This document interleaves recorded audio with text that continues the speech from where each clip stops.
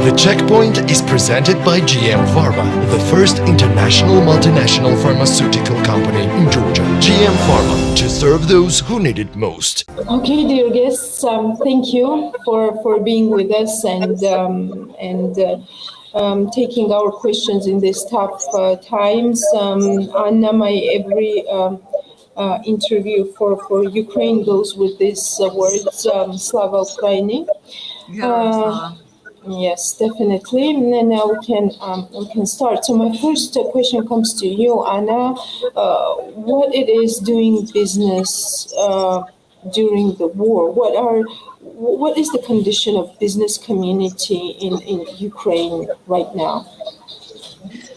Thank you so much, first of all, for the invitation, for the opportunity to speak. I may tell you that business now in Ukraine is pretty challenging. But nevertheless, having said so, I can confirm that a lot of businesses manage to continue their business operations. In case they are not, of course, under the risk of being bombarded. Actually, there are some businesses which did not manage to continue, of course, but nevertheless, majority are trying to adjust. The most agile businesses which have to continue their operations are belonging to critical infrastructure. And here we are talking about banking sector, here we are talking communication business and logistics. They have to continue working in order to support or sustain the lives and operationability of the communities. The rest, it depends. In case they can move online, they are doing so. In case they can move their physical presence to other regions which are not in the risk zone, it is also good and it's possible to do business at least from there. Those ones who are not able to do that, obviously they are under threat and they are really in challenging situation. Also, when it comes to the key problems of the businesses which are encountering, they are primarily affecting logistics. Logistics, like broking of different consumer chains, logistical chains, and as a result, it is also impacting the purchasing power of people, which in its turn also impacts the business. So all in all, it's to conclude my small intervention, I can tell you that now it's difficult to make business. Companies are trying to adjust. First weeks were extremely difficult. I would say they were shocking to people. But after 2 or 3 weeks, even businesses, they started to readjust themselves to the new normality and try to find the way forward. Good to hear that, Anna. To be more specific, like what would you identify as the main, 3 to 5 main needs at this point that could ease the situation that you have just described? When you ask businesses what do they need in order to function properly, the first answer is we need to restore peace, because peace is needed to continue proper operations.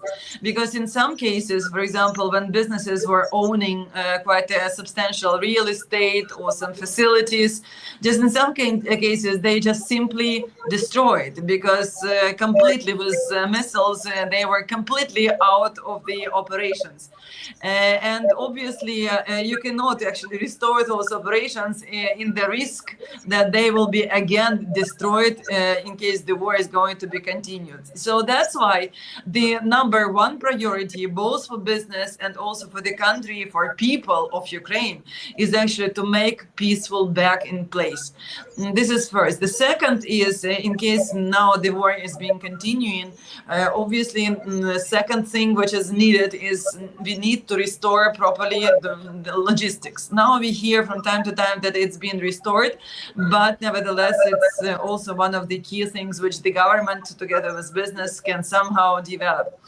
Third, and I would say this is also competing with the second one, this is communication. Communication should be done in place between government and business, and I should sincerely thank the government of Ukraine, the president, his team, for this constant communication and on daily basis conversations with different players, including business, because nowadays this is increasingly important actually to sustain proper, I would say, information flow, so that government can know what business is thinking about this or another situation, and also we need to understand what government plans for. So that's why communication is the key.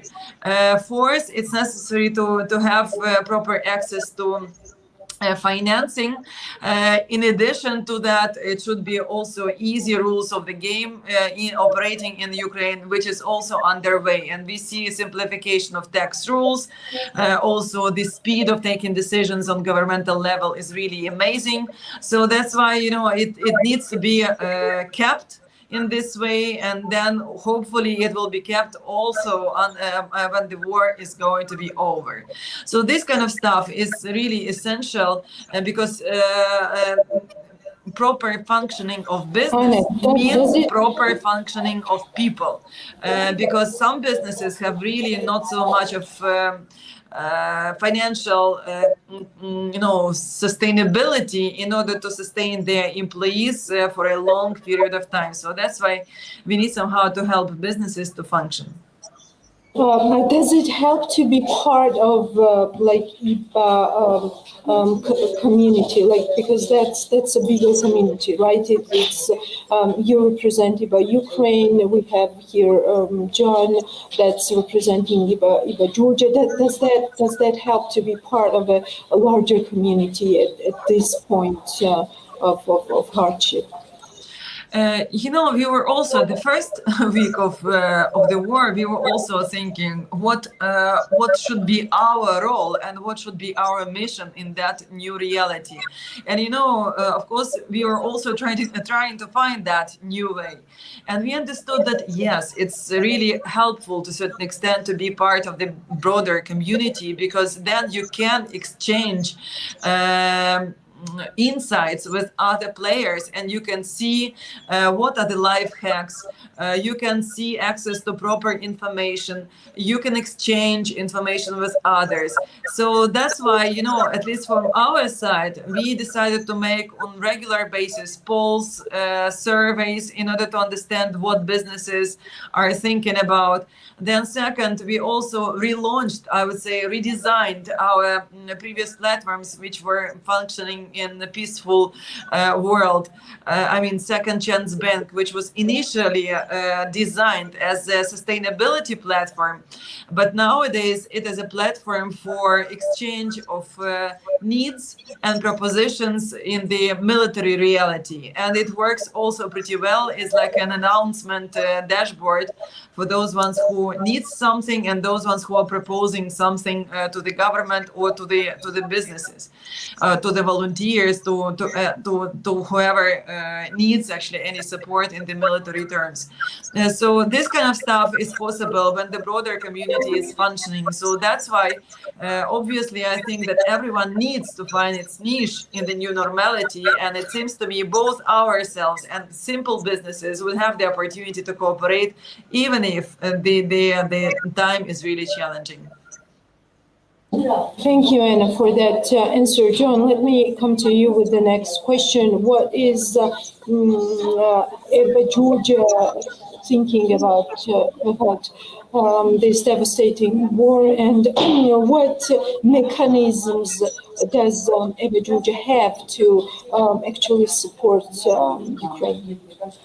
Thank you very much, Elaine, for inviting me to this panel. And I'm very proud to be here together with Anna, the Executive Director of the European Business Association in Ukraine. First of all, I would like, on behalf of EBA Georgia, the Board of Directors and all its members, again condemn Russian military aggression in Ukraine and express our full solidarity. The whole Europe stands with Ukraine, and we want to show that deep solidarity we share with Ukraine and the Ukrainian people. Of course, we are also shocked what we see the last days, the images. And on that part also, our task, we are ready to support EBA Ukraine as the largest community and business association in Ukraine, and strengthen the cooperation as for the associated trio members, Ukraine, Georgia, and Moldova. From EBA Georgia, I can tell already that a lot of companies supported Ukraine, now the first supply of refugee goods. So I have to mention here Crystal, ProCredit Bank, GPI Holdings, and we are actively advertising for the EBA members to show which kind of support they are giving now, that we can also show that we are one community and working together with the business community. In my view, what EBA Georgia and Ukraine would be needed the most, actually, even more than today, would be to when rebuilding of Ukraine, to make sure that the business can, as Anna was mentioning perfectly, the business to continue. There is a horrible war going on, and let's hope that this is as fast done as possible. But then it's going to be the rebuilding. And of that place, I think EBA Georgia could take a lead together with other EBAs in the region, Moldova also, to make sure to give the full support for the Ukrainian business to start up. That's it. John, Anna was mentioning that, in these tough times, it is essential to have like close cooperation with the government, so that to know what kind of steps to take. What's in your case for the EBA Georgia to be effective? Does it also need that kind of tight cooperation and communication with the government, and what's there? Tell us. I would first say I have to thank EBA Ukraine, because they are really the biggest association, European business association in the region. And of course, we always also looked at how they are proceeding in their country. And Anna was telling it perfectly. So business surveys, this is regularly done. And actually, EBA Georgia also has a business survey just done that we will publish in the next couple of weeks. We have still meetings on that part. What is the feeling of European businesses in Georgia? There's actually an idea, but I have to admit I didn't discuss it with Anna or EBA Moldova also, that I would like to combine the survey results and see what is the difference according to the situation on the surveys, what is the impact. A very important thing, what the EBA stands for, is evidence-based public-private dialogue. I cannot stress it out more. Every meeting we're having, I'm telling, we need to have public-private dialogue, the business community with governments in every country, and it has to be evidence-based. It has to be done with correct policy making. There should be position papers produced afterwards with a common goal, how to improve the business. Now, very technical, but Anna mentioned there logistics, and I'm in the logistics. And I even have also an office in Ukraine. Gosselin is also in the Ukraine. I know the situation with logistics. This is a very big problem to get logistics, especially now in this war situation, done. But even afterwards, I think in the future also, we should think in future ways also how to improve logistics to make sure it goes easier. Now, I know a lot of businesses are avoiding Ukraine and Russia because of the war.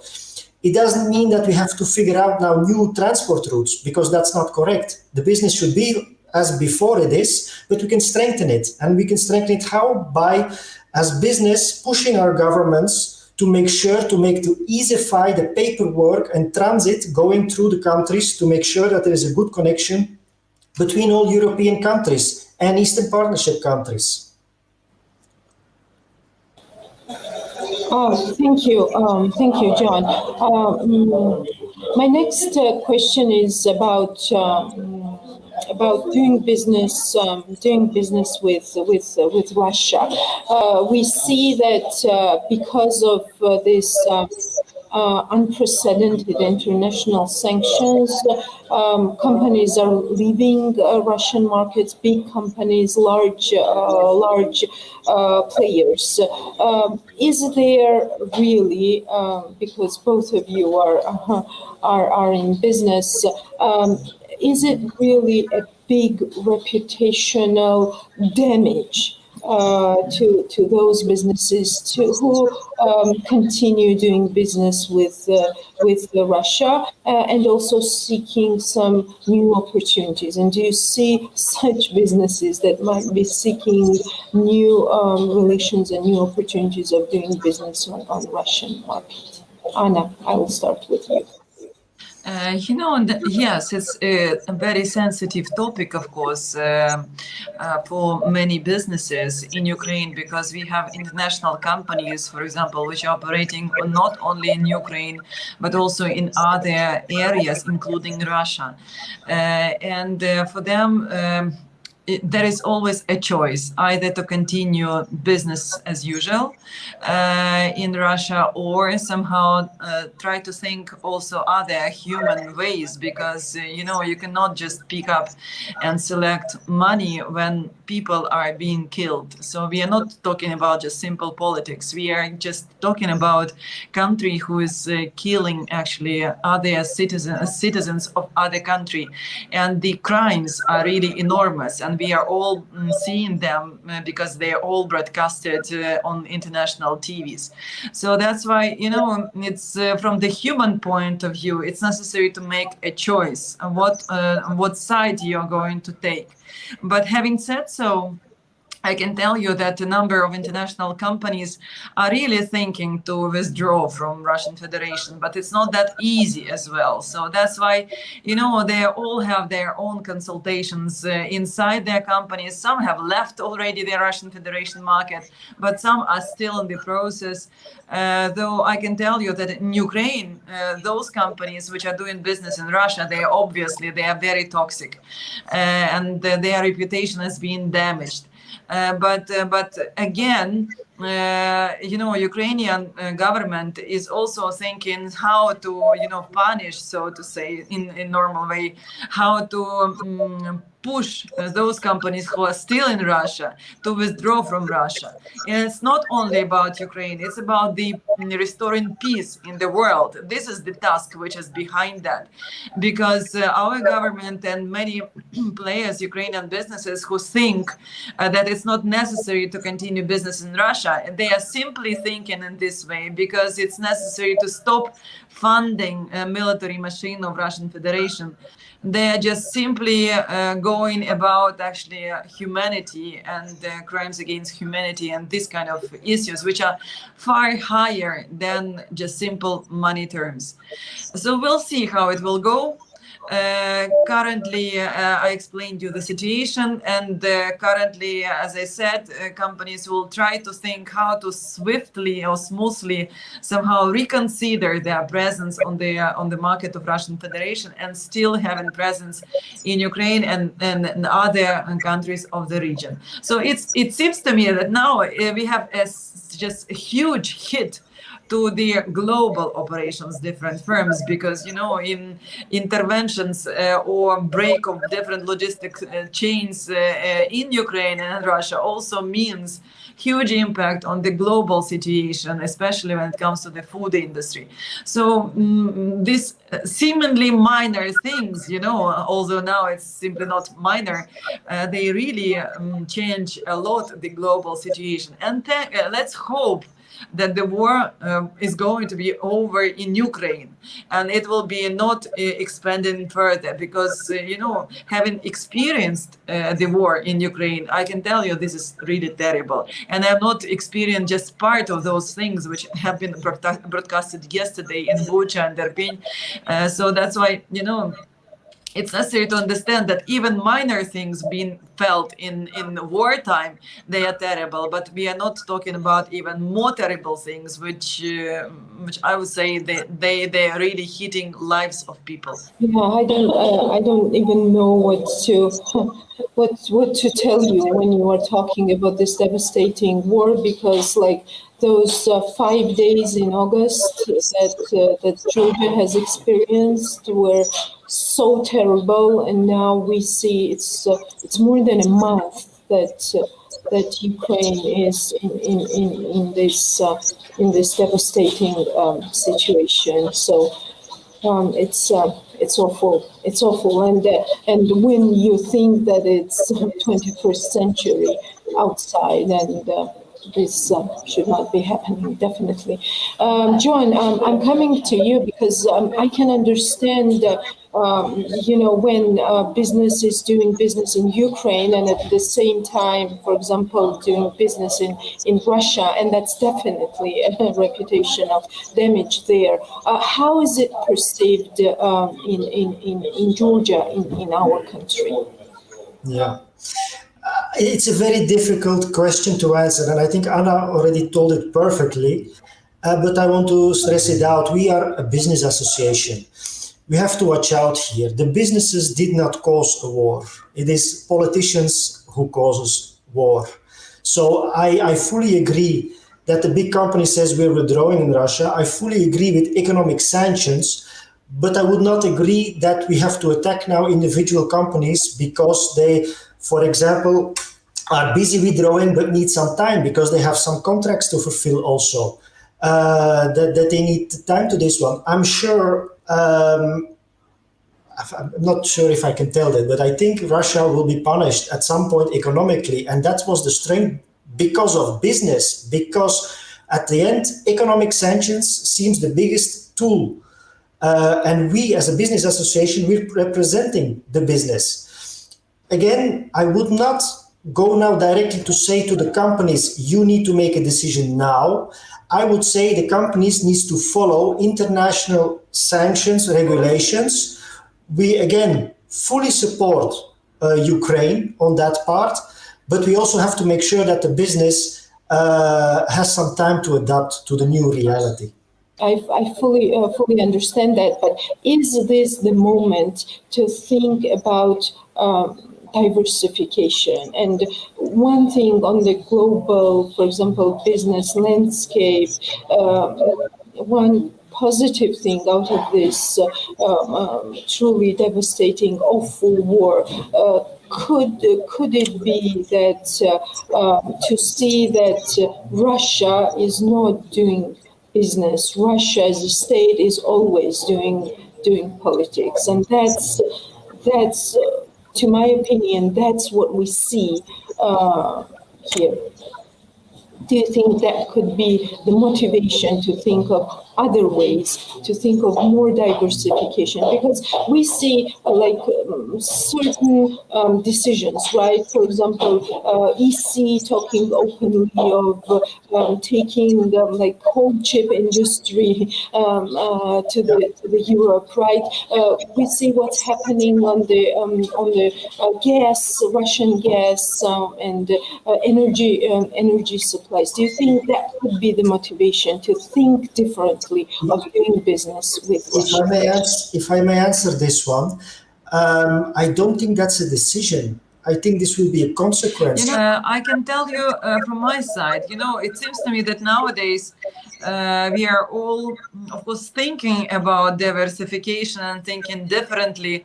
But the problem is that we are also challenged by the risk of instability, global instability, and this uncertainty, which is not only in Ukraine but elsewhere. It seems to me does not allow a plan for long term in any possible way. Because nowadays, for example, we are all going through turbulence on European continent with those things which you have already mentioned. But it is not yet understandable how it will continue further. Will it develop? Will the war develop, or will it be stopped? And in this kind of situation, it's very difficult, it seems to me, for businesses and for governments to plan anything. So that's why, it seems to me the new motto for the current reality is plan for one day ahead. So because there is no visibility, it's like, driving the plane in the fog. It's not possible to make any possible, diversified decision because you simply need to secure security in the short term. Of course, I would be happy for those businesses which can plan long term, in this uncertain time. But I'm not sure that there is many of such businesses at the current state. So Yes, obviously, I would definitely agree with that, Anna. But what I was thinking of is that can it be kind of like a part of the mindset now that doing a lot of business with Russia means giving it the power to at some point do what it did in Georgia, what it does in Ukraine. in this way, I can tell you the following. Just recently, we also had a meeting in Brussels with representatives of different business associations, and there was also a question on that. What will be with energy market in Europe? Will that be a possibility to survive without energy products from Russia? And, of course, everybody was thinking that it's difficult, it's challenging, but the point is, at some point, it will be necessary to make this choice.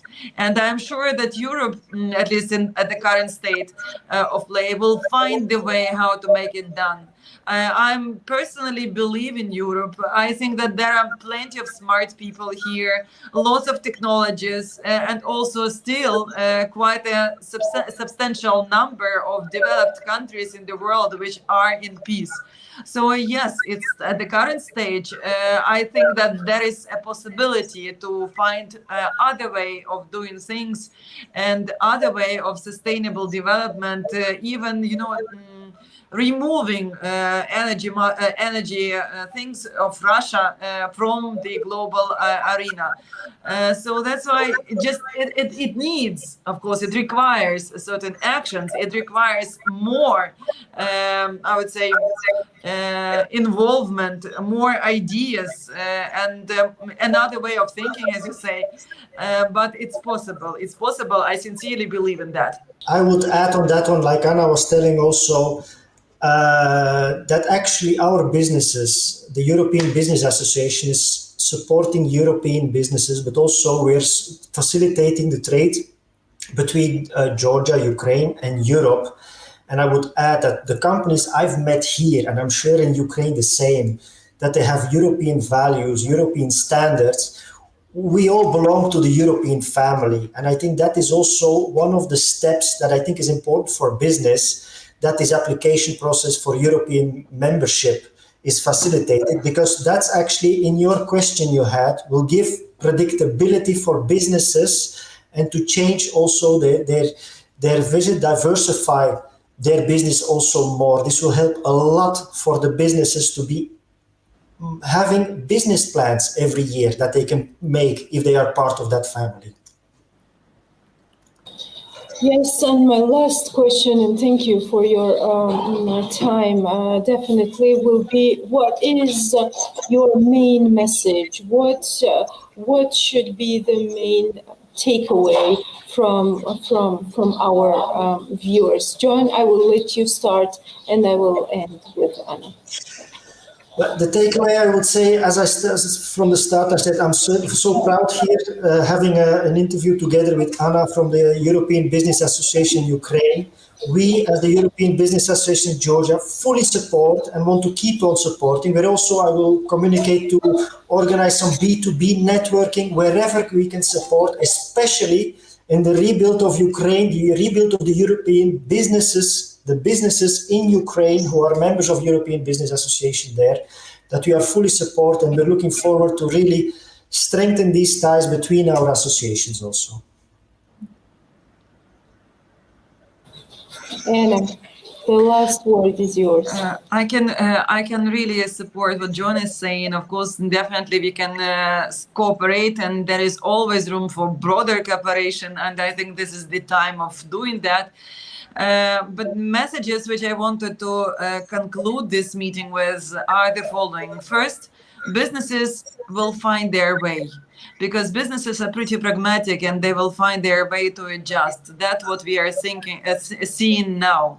But the key message is we all, the whole world, the whole democratic normal world, should try to make everything possible that the war in Ukraine should be stopped, that the peace is restored. This is the main message, because I guess that the war in Ukraine, war in Europe, is not necessary in the 21st century. So that's why, from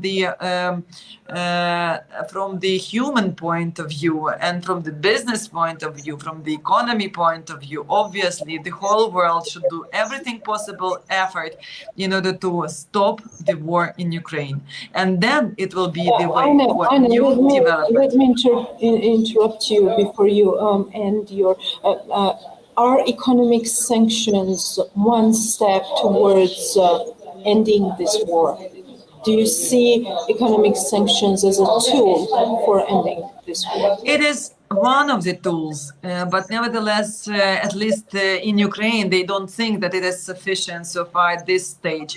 What we are talking about is about Ukrainian businesses, international businesses in Ukraine, and what Ukrainian economy is now doing through. I can tell you that obviously sanctions will work, but what Ukraine needs also from the world, from Europe, from US and other countries, is actually equipment, weapons in order to stop the war in Ukraine. This is something which has been asking for government of Ukraine, and this is something which people in Ukraine are in need for, because now we are talking about physical security of people, and this is something which needs to be back in place. And this could be done also one part by sanctions, but it will be a more lengthy way for restoring things.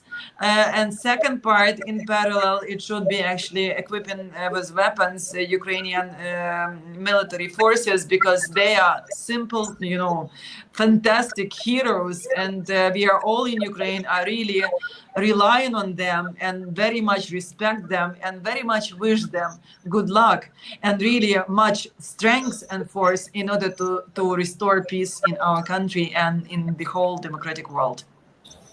Let me join you in that, definitely with all my heart and soul, and hope. I'm sure Ukraine will win, but let's hope that it will be sooner than when we anticipate. Thank you so much for being with us and talking to the Czechs. Thank you. Thank you very much. Goodbye. The Checkpoint is presented by GM Pharma, the first international multinational pharmaceutical company in Georgia. GM Pharma, to serve those who need it most.